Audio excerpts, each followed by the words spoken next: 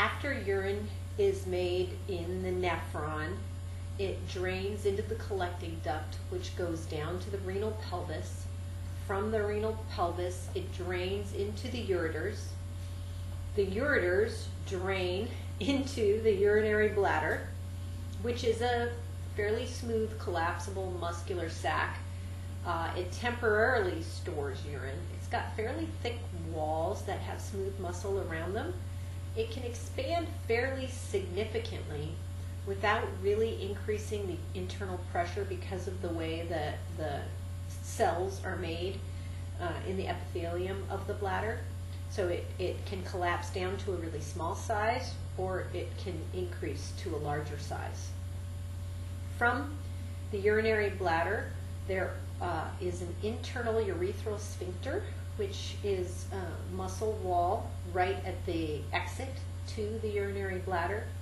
And then further, an external urethral sphincter that is down lower on the urethra. Both sphincter muscles have to be opened in order to allow voiding or the release of urine from the bladder. The internal urethral sphincter relaxes when the bladder stretches, and it's actually a reflex reaction to the stretching of the bladder. But then, after maybe a year, 18 months of age, it differs from person to person, you actually get an impulse sent from the spinal cord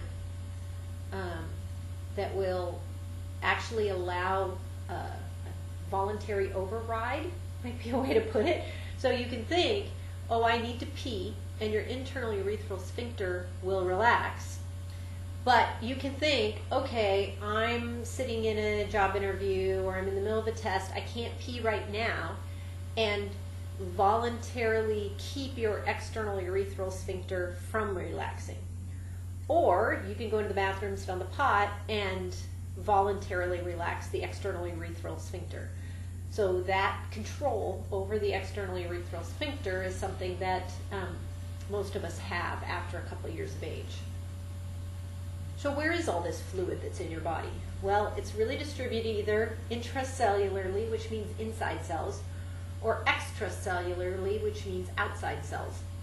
The fluid that is extracellular could be either in the blood as blood plasma, or it could be interstitial fluid, so the fluid that you find around cells. And there's always a homeostasis, a balance of the water that you find between being intracellular and being extracellular. So changes in electrolyte balance, which really means salts, can really affect where water goes. And where water goes affects not only blood volume, but also blood pressure, and can affect the activity of cells. So your intake of fluids, most of that fluid will get absorbed from your digestive tract into the bloodstream.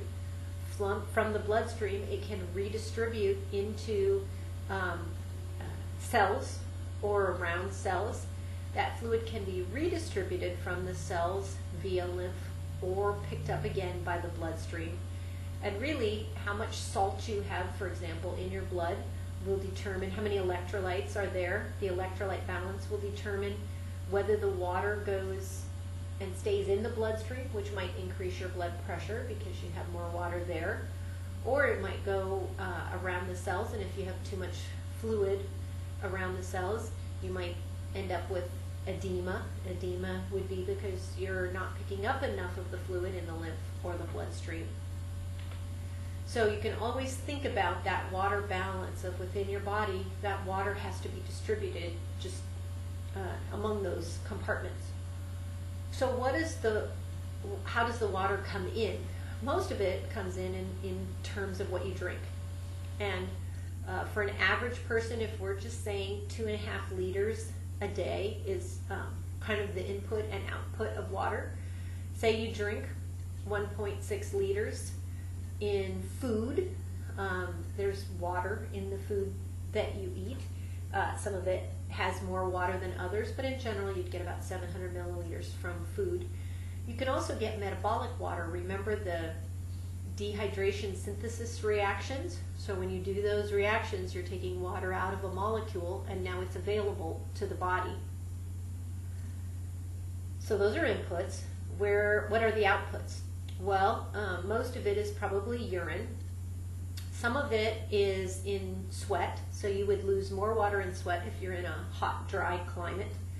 You also lose water via cutaneous transpiration, and we didn't talk about this very much, but it's there's always water that evaporates from the surface of your skin, not necessarily sweat, but just you have so much fluid within you that the fluid can be released by cutaneous transpiration.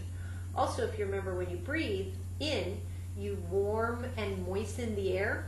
When you breathe out, you're breathing out that warm, moistened air. So you're actually breathing out some water as well. And then feces can't be completely dry, so you also lose some water in feces.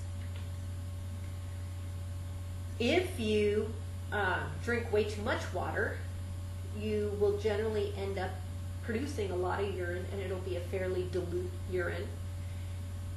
If either you don't drink much or you lose a lot of water, and the balance is affected, you will tend to have less urine produced, and it might be a much greater concentration of urine because you can't afford to lose as much water in your urine if you've lost so much another way, or if you're not taking in enough. So you have to be really careful with urine production to make sure that the various electrolytes you need in your body are present and they're not peed out or maintained in too high a concentration. So it's very important that the kidney keep just enough salt but not too much, just enough calcium but not too much, and there are mechanisms for doing all of that. There are two hormones that are really important in the balance of water. One is called antidiuretic hormone, and the name almost tells you, right, antidiuretic. So it's stopping you from peeing too much. And we won't talk about the mechanism of that, but antidiuretic hormone is a really interesting hormone. There's another one, aldosterone, that actually regulates the sodium ion content. So in the kidney, aldosterone has an effect of retaining sodium. Well, if you keep sodium out of the urine, the water is going to follow the salt, and so you will also keep water. So in the presence of aldosterone, you will also tend to keep more water and not pee out as much. So cells in the kidneys and the hypothalamus are active monitors. So there's feedback on the antidiuretic hormone and the aldosterone production to say, okay, our urine, there's too much and it's really dilute, so we need to worry about antidiuretic hormone or aldosterone, and we may be losing too much. The other thing that's really important that happens in the kidneys is maintaining a balance in the blood. pH of the blood is hugely important. It has to stay between 7.35 and 7.45. If it goes below 7.35, you're in a condition of acidosis. And if it goes above 7.45, you're in a condition of alkalosis. And really, between 6.8 and 8, you can survive. Beyond that, it's severe acidosis or severe alkalosis will lead to death. So it's really very important to maintain the acid-base balance carefully. Most of the acidity, getting too much acidosis, those hydrogen ions that are forming the acids are byproducts of cellular metabolism. So, for example, if you have anaerobic cellular respiration, you're making lactic acid. That's an acid that's going to, and there are other acids as well that are produced as byproducts of cells working. So the more cells work, the more you might end up with acidic byproducts that need to be dealt with so that the blood doesn't become acidic. The blood can actually, as a temporary way to make sure that it doesn't get too acidic, has bicarbonate ions that will buffer changes in pH. Another way to help control pH with your body is breathing. So actually releasing CO2 will raise the pH a little bit. But ultimately, the kidneys are the best way of maintaining the acid-base balance because they excrete or keep the ions that will affect pH to really make sure your body has the right balance.